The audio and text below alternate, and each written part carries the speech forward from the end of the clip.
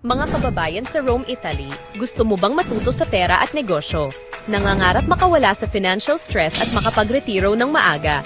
Samahan natin ang award-winning OFW couple from ABS-CBN's Maalala Mo Kaya, Terence and Teplin, at alamin ang financial strategies at sikreto na nagbago ng kanilang buhay. Samahan mo kami sa piso. Personal Investment Strategy for Overseas Filipinos.